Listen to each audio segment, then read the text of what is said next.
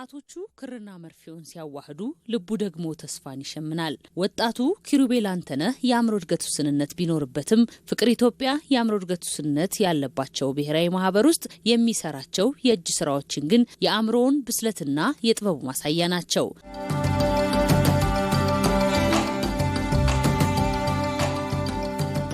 ለሱ የአካል ውስንነት ማለት ዝምታን ሳይሆን በስራ የሚገለጽ ታላቅ ማንነት ነው። ስሜ ኪሩቤል አንተነህ እባላለሁ። የአእምሮ እድገት ውስንነት ያለብኝ ወጣት ነኝ። የፍቅር ኢትዮጵያ የአእምሮ ውስንነት ብሔራዊ ማህበር ሰራተኛ ነኝ፣ ስታፍ ነኝ ማለት ነው። የምሰራው 22 ነው። የምሰራው እዚህ ልጆችን አስተምራለሁ። የአካል ጉዳተኞች መብት ስምምነት አንቀጾች አሉ፣ 30 አንቀጾች ማለት ነው። ስለ 50 አንቀጾች ናቸው። 50 አንቀጾችን አስተምራቸዋለሁ። እኔ በጣም ረጅም ጊዜ ነው ከሰፈሬ ከለቀኩ ጀምሮ ወደዚህ ነው የገባሁት። እዚህ ስመጣ ሽመናምን ሞከክላለሁ፣ ስጋጃም እሰራለሁ፣ የተለያዩ ነገሮችን ሳደርግ እውላለሁ። እዚህ ከመምጣቴ በፊት ያው እንደማንኛውም ልጆች ሰፈር ውስጥ አሳልፍ ነበረ። ወጣቶች ነበር ከጓደኞች እንደዚህ እንትኖች ምናምን ያው እኔ የአእምሮ እድገት ውስንነት ያለብኝ ወጣት ነኝ ብዬሻለሁ። ግን የአእምሮ እድገት ውስንነት ያለብኝ ወጣት በሆነ ግን እንደማንኛውም ሰው ጓደኞች ነበሩኝ። ሰፈር ጋር የድሮ ሰፈሮቼ ጋር አሳልፋለሁ። እንትን እዚህ የተለያየ ነገሮችን እያደረኩኝ እና ደግሞ መካነ ኢየሱስ የሚባል ትምህርት ቤት ነበረ፣ እዛ ነበረ መማር የነበረው ማለት ነው። ከዛ እንዳልኩሽ ቤት ከፈረሰብን በኋላ በልማት ተነስተን ወደ ሀያት ገባው ማለት ነው። ሀያት ስገባ ትንሽ ጊዜ እቤት ተቀምጬ ከዛ በኋላ ይሄንን ማዘሬ ፈልጋ ስታገኘው ወደዚህ ማህበር መጣው ማለት ነው። እኔ ንግግር ችግር የለብኝም። ለምን መሰለሽ እኔ ከልጅነቴ ጀምሬ ማህበረሰብ ጋር ተቀላቅዬ ያደኩ ስለሆነ ከማህበረሰቡ ጋር ብሬ የኖርኩም ስለሆንኩኝ አውቀዋለሁ ማለት ነው። ስለዚህ ችግር የለብኝ።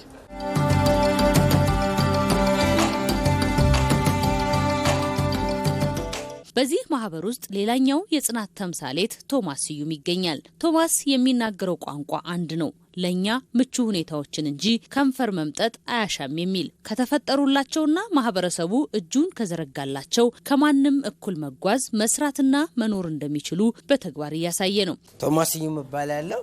የመማሪያ ፍቅር ኢትዮጵያ ነው መማራው። የመሰራው ስጋጃ ሰራለሁ። ልጅነት ደግሞ ስጋጃ ጓደኞቼን አስተባብራለሁ። ሁሉ ነገር ሳለው ማለት ነው። እናቴ በህይወት የለችም። እናቴ ወድሻለሁ፣ በገነት ያኖርልኝ። ብዙ ነገሮች አሉ። እገዛ ቢደረግልን መጥተው ቢጎበኙን ይቻላል። በራችን ክፍት ነው። ብዙ ጓደኞቼ በየሰፈሩ አሉ፣ እንዲወጡ እናረጋለን። በየቤቱ የተደበቁ አሉ። ብዙ ነገሮች ማውጣት እንችላለን ማለት ነው። መስራት እንችላለን እኛ ማለት ነው።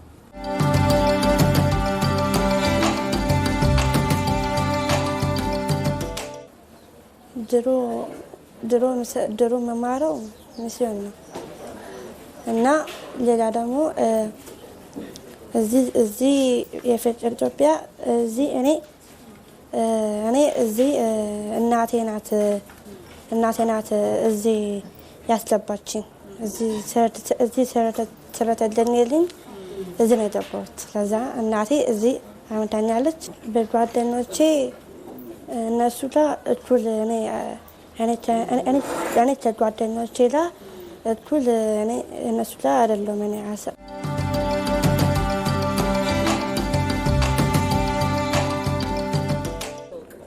ስሜ ኢሳያስ ባይሉ እባላለሁ። የስፔሻል ኦሎምፒክ የቦርድ አባል ነኝ። የምሰራቸው ስራዎች ያው እንደምታውቂው ሽመና እሰራለሁ፣ ስጋጃ ስራ ካለኝ ደግሞ ስብሰባ ምናምን ካለኝ ሰበሰባለሁ። ስለ ስፔሻል ኦሎምፒክስ ማለት ነው። በ1987 ነው የተመሰረተው በወላጆቹ ማለት ነው። ያው እስካሁን አለው። እንግዲህ በማህበር ውስጥ ስፖርት እንሰራለን፣ የተለያዩ ነገሮች እናደርጋለን። በቃ እዚህ ነው የምንውለው። እዚህ ከመጣሁ በኋላ ደስ ነው ያለኝ። እዚህ ስመጣ በጣም ደስታ ነው የተሰማኝ። በቃ ይሄ ነው የምልሽ። እዮም ሙላቱ እባላለሁ። ከሰራው ጀምሮ ስጋጃ በጣም ሰራ ነበር። ስጋጃ ምናምን እዚህ በፊት ቤት ነበር የምውለው። አሁን ቤት ይዋልኩ ስለሆነ ትንሽ ስራ ነው የምሰራው። የሚያስገባኝ ስላጣ በቃ ዝም ብዬ ነው የምሰራው። ላርጎና እንትን እያረኩ ምናምን እየሰበሰብኩ እየጠየቅኩ አስቀምጥ ነበር። ስራ ምናምን አስቀምጬ እቴ ትሸጥልኛለች። ስራ ራሱ አግዛታለሁ። አሁን ምሰራው ያውም በትልቅ የነበረ አሁን በዚህ ነበር የምሰራው በዚህ ሰራው።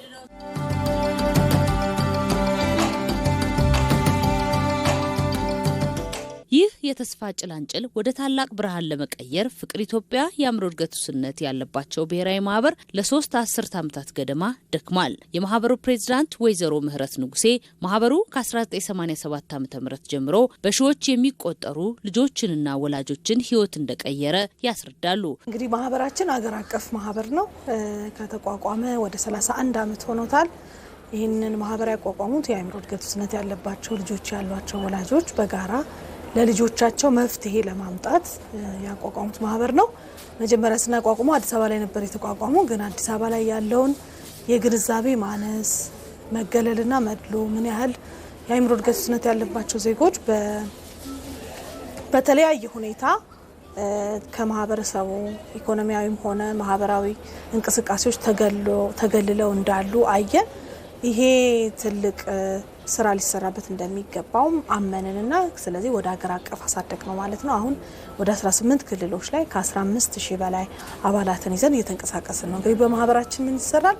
ትልቁ ስራችን ግንዛቤ ነው። ብዙ ጊዜ ልጆቻችን እንደሚጠበቀው ያልተካተቱት ወይም ደግሞ ተጠቃሚና ተሳታፊ ያልሆኑበት ምክንያት የሰዎች ግንዛቤ ማነስ ነው ብለን እናምናለን።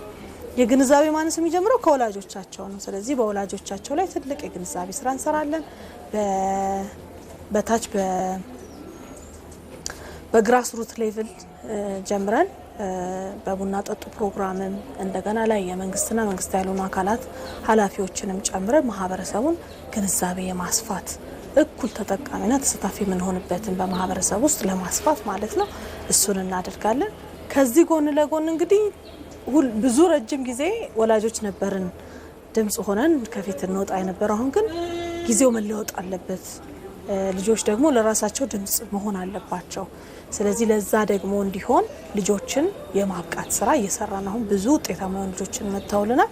ስለ መብታቸው መጠየቅ እንዲችሉ መጀመሪያ ማወቅ አለባቸው። ከዛ መጠየቅ ጀምረዋል። ከዛ ደግሞ ማስከበር ጋር እየደረሱ ነው። ስለዚህ ጥሩ ተሟጋች የሆኑ ልጆችን የማፍራት ከዚሁ ጎን ለጎን እንግዲህ የተለያዩ የማህበራዊና ሶሻል ማህበራዊና የኢኮኖሚያዊ እንቅስቃሴዎች ላይ እኩል ተጠቃሚ እንዲሆኑ ደግሞ በተለያዩ የሙያ ስልጠናዎች እንዲሰለጥኑ በማድረግ ልጆቻቸው ከወላጆች ጋር አንድ ላይ በማጣመርም የገቢ ማስገኛ ስራዎችን እንዲያገኙ የማስቻል ስራዎችን እንሰራለን። ትምህርት ትልቁ ሁሌ የምናለቅስበት ጉዳይ ነው። ስለዚህ ትምህርት ተደራሽ እንዲሆንና በዚህም ደግሞ ተጠቃሚ የሚሆኑበትን ሁኔታ ለማመቻቸት ከተለያዩ አካላት ጋር እንሰራለን። ወላጆችም ልጆቻቸውን ትምህርት እንዲልኩ የማድረግ ስራ በየቤቱ እየሄድን የቤት ለቤት እንቅስቃሴዎችን እያደረግን ትምህርት ቤቶች ደግሞ የተለያዩ የትምህርት ግብአቶች ማግኘት እንዲችሉ እኛ ሀገር ትልቁ ችግር ደግሞ ሌላው የሰለጠኑ ባለሙያዎችን አለማግኘት ነው። ስለዚህ መምህራንን የማሰልጠን ስራ እንሰራለን። አሁን ቅርብ ጊዜ ደግሞ ከትምህርት ሚኒስቴር ጋር በቅርበት እየሰራን ያለ ነው። የዳሰሳ ጥናት ተደርጎ ጋይድላይኖችን የማዘጋጀት ወይም ደግሞ መምሪያ መሳሪያ ሊሆን የሚችሉ ሰነዶችን እያዘጋጀን ነው። እሱ ሰነድ እንግዲህ አልቆ ጸድቆ ሲወጣ ለመምህራን የተጨማሪ ልጆቻችን የሚያስተምሩበትና ጥራት ያለው ትምህርት ማግኘት የሚችሉበት ምክንያቱም በዚህ በእኛ ሀገር ሁኔታ ትምህርታቸውን ገፍተው በትምህርት መድረስ የሚፈልጉበት ቦታ የደረሱ ልጆች ያሉ። በሌላው ዓለም ግን ሎየር ደረጃ የደረሱ አሉ። ማስተርሳቸውን ያገኙ ብዙ ሙያዎች ውስጥ በትምህርት ደርሰው በትምህርት ራሳቸውን የለወጡ የአእምሮ እድገት ውስንነት ያለባቸው ዜጎች አሉ። ስለዚህ ያንን ወደኛ ሀገር የማምጣት ስራ እንሰራለን። ከዚሁ ጎን ለጎን እንግዲህ በስፖርትም በማህበራዊ በኢኮኖሚ ሁኔታ ደግሞ ተሳታፊ እኩል ተሳታፊና ተጠቃሚ እንዲሆኑ ድምጻቸውን ወክለን በተለያዩ መድረኮች ላይ በመገኘት የተለያዩ የፖሊሲዎችና የስትራቴጂ እንቅስቃሴዎች ሲደረጉ ተገኝተን ፍላጎታችንን ትኩረት ያደረገ መካተት እንዲኖርልን ድምጻችን እናሰማለን ማለት ነው። ከሞላ ጎደል እንግዲህ የኛ ማህበር የሚመስል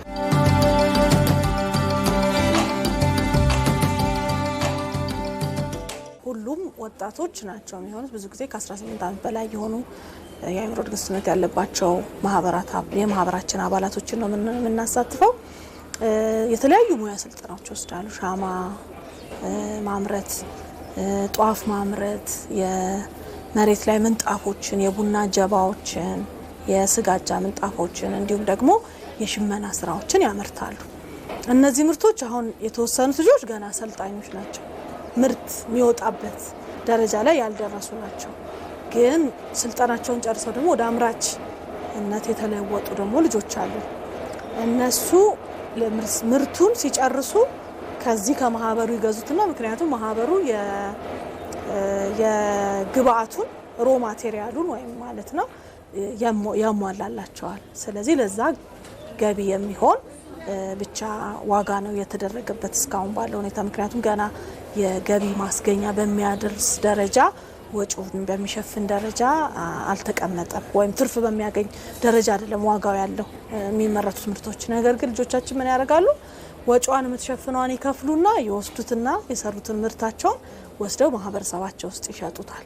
ሲሸጡት ምንድነው ሁለት ጥቅም አለው። አንደኛ ገቢ ያገኙበታል፣ አትርፈው ነው የሚሸጡት። ሁለተኛ ደግሞ እኔ መስራት እችላለሁ፣ ወጥቼ ከቤቴ ውዬ ስመጣ ምሰራው ይሄንን ነው ብለው ለማህበረሰቡ ለቤተሰቦቻቸው ማሳየት የሚችሉት ነገር አለ ማለት ነው። አሁን ለጊዜው በዛ ደረጃ ነው። ግን ወደፊት እያመረቱ ራሳቸውን ችለው የሚሄዱበትን ሁኔታ የማመቻቸት ገቢያችንን ከፍ የምናደርግበትና ለማህበሩም ገቢ ለልጆቹም ቋሚ የሆነ ገቢ የሚያገኙበትን ሁኔታ እናስባለን። የወደፊት እቅዳችን እሱ ነው።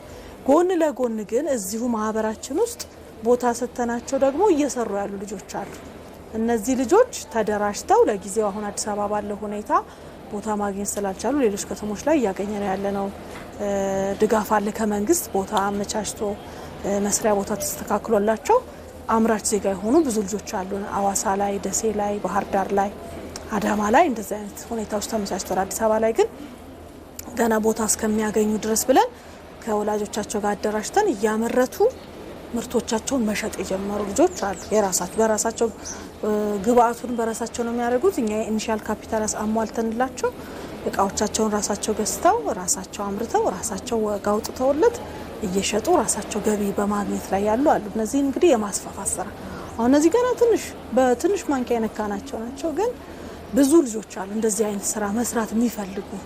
ስለዚህ እነሱን አደራጅቶ አንደኛ ጉልበታቸውንም ተጠቅመን ለሀገር መትረፍ የሚችሉ ናቸው፣ ብዙ መስራት የሚችሉ ከዛ ደግሞ ጉልበታቸውን የማይሳሱ ልጆች ናቸው ያሉንና እነሱን ራሳቸውን ችለው መኖር የሚችሉበትን ሁኔታ የማመቻቸት ስራ እንሰራለን ማለት ነው።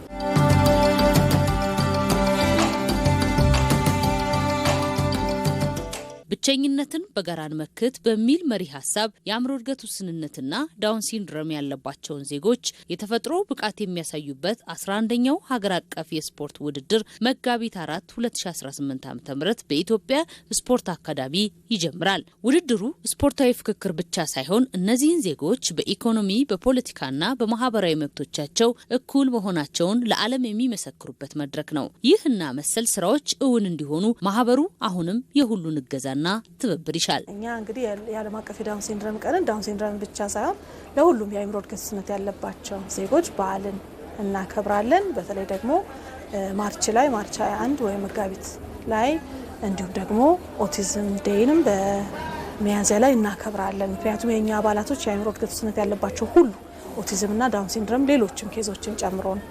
ስለዚህ አሁን እንግዲህ መጪው መጋቢት 4 የምናከብረው የዳውን ሲንድሮም ቀን ነው። ዓለም አቀፍ የዳውን ሲንድሮም ቀን በየአመቱ ይከበራል።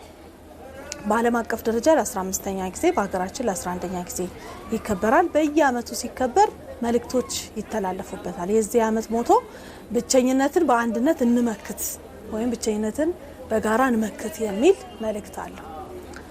ስለዚህ ይሄንን ለማክበር ነው ማለት ነው። ይሄንን መልእክት ይዘን እንግዲህ ስናከብር በዘንድሮ ለየት የሚያደርገው ከስፔሻል ኦሊምፒክስ ጋር ስፔሻል ኦሊምፒክስ የአእምሮ እድገት ውስንነት ያለባቸው ልጆች ላይ ስፖርት የሚሰራ ድርጅት ነው። ከነሱ ጋር በጋራ በመሆን የአእምሮ እድገት ውስንነት ያለባቸው ዜጎች እንዲሁም ደግሞ ሌሎች እኩዮቻቸው በጋራ በስፖርት የሚሳተፉበትን ፕሮግራሞች ልዩ ፕሮግራሞችን በማዘጋጀት እናከብራለን ማለት ነው። ይሄ ብቸኝነትን ለመቅረፍ ከምናደርጋቸው ጉዞዎች መካከል አንዱ ይሆናል ማለት ነው። እንግዲህ ብቸኝነት ምን ያህል ያን ያህል ችግር አምጥቶ ነው ስንል በዓለም አቀፍ ደረጃ ነው ይሄ የሚወጣው እንትኑ እንግሊዘኛው ቱጌዘር አጌንስት ሎንሊነስ ይላል የእንግሊዘኛው ሞቶ። ይሄ እንግዲህ ብቸኝነት በሰው ልጅ ኑሮ ውስጥ ብቸኝነት የሚያሳዩት መረጃዎች የሚያሳዩት አንድ ሰው በቀን 15 ሲጋራ ቢያጨስ ሰውነቱ ላይ ከሚያመጣበት ችግር ጋር የማይተናነስ ችግር ይገጥማል ብቸኝነት የሚያመጣው ጉዳት። ስለዚህ ልክ ሲጋራው ሰውነታችን እንደሚጎዳን ሁሉ ብቸኝነትን ከዛ በላይ ሊጎዳ የሚችልበት አቅም አለው። የአእምሮ እድገት ያለባቸው ልጆች ደግሞ ብዙ ጊዜ በቤተሰባቸው እንኳን ብቸኝነት ይገጥማቸዋል። ቤተሰቡ ሲሰበሰብ መኝታ ቤት ግባ ሊባሉ ይችላሉ። ማህበረሰቡ ውስጥ እንቅስቃሴ ሲኖር እነሱን ያማከለ ሁኔታ ላይኖር ይችላል። በዚህ ምክንያት ብዙ የተለያዩ ማህበራዊ ቀውሶች ያጋጥማቸዋል። ራሳቸውንም ችለው መኖር የማይችሉበትን ሁኔታ እንዲገጥማቸው ያደርጋሉ። የኛ ሀገር ደግሞ የአካል ጉዳተኞች መብት ኮንቬንሽን ከፈረሙ ሀገራት መካከል አንዱ ነው። ብቸኝነት እንዳይኖር ደግሞ ይሄ ኮንቬንሽን ያሳስባል። በተለያዩ አርቲክሎች ውስጥ አርቲክል 3ን፣ አርቲክል 19ን፣ አርቲክል ሌሎችም አርቲክሎችን መጥቀስ እንችላለን። ስለዚህ በማህበረሰብ ውስጥ እኩል ተሳታፊ መሆን የሚችሉበትን ሁኔታ እንድናበለጽገው ነው ይሄ ዋናው መልእክቱና እነሱም የማህበረሰቡ አንድ አካል መሆናቸውና ጓደኛ እንዲመሰርቱ፣ ቤተሰብ እንዲመሰርቱ ከቤተሰባቸው ጋር ከጓደኞቻቸው ጋር ከማህበረሰቡ ጋር እኩል ተቆጥረው መንቀሳቀስ የሚችሉበትን ሁኔታ ለማመቻቸት ያለመ መልእክት ይዘን ነው እንግዲህ በዚህ ዓመት የምናከብረው። ይሄ ሲከበር እንግዲህ በዓለም አቀፍ ደረጃ በተባበሩት መንግስታት ማርች 21ን እንደ አንድ ቀን የዓለም አቀፍ ቀን ተብሎ በጠቅላላ ጉባኤያቸው አጽድቀው የሚከበር በዓል ነውና እሱን ይዘን በሀገራችንም ለ11ኛ ጊዜ እናከብረዋለን ማለት ነው። ብዙ ድጋፎችን እንፈልጋለን። በተለይ ከመንግስት በጣም በዚህ ወቅት በጣም ትልቅ ድጋፍ ያስፈልገናል። ማዕከላችን ላይ በተለይ ችግሮች እየገጠሙ ነው። ለልጆቻችን የሚሆን ማዕከል አብረን እንድንገነባ ጥያቄን ማቅረብ ይሄ ስትሮንግሊ የማቀርበው ጥያቄ ነው የወቅታዊም ስለሆነ ከዛ ጎን ለጎን እንግዲህ መንግስት ድጋፍ ያደርግልናል። ይሄንን ድጋፉን እንዲቀጥል በመንግስት የምናገኘው ቋሚ ድጋፍ ነው እስካሁን ያለ ነውና ይሄ ድጋፍ እንዲቀጥልና ልጆቻችንን ማድረስ የምንፈልግበት ቦታ እንድናደርስ ነው። ከዚህ ጎን ለጎን እንግዲህ መንግስት ያሉን አካላት ከጎናችን እንዲቆሙ በዚህ በዓል ከኛ ጋር እንዲገኙና በዓሉን በዓላቸው አድርገው ልክ ለሌሎቹ የማህበረሰብ ክፍሎች ሁሉ የሚደረግ የሴቶች የህፃናት ቀን የአካል ጉዳተኞች ቀን እንደሚከበረው ሁሉ የዳውን ሲንድሮም ቀንንም እንደ ማህበረሰቡ አንድ በዓል አድርገው ከጎናችን ቆመው አብረውን እንዲያከብሩ በዚህ አጋጣሚ ማስተላለፍ እፈልጋለሁ። ወላጆች ሁሉ የአእምሮ እድገት ያለባቸው ወላጆች ሁሉ ልጆቻቸውን ይዘው በበዓሉ ቦታ እንዲገኙ በዚህ አጋጣሚ ማሳሰብ እወዳለሁኝ።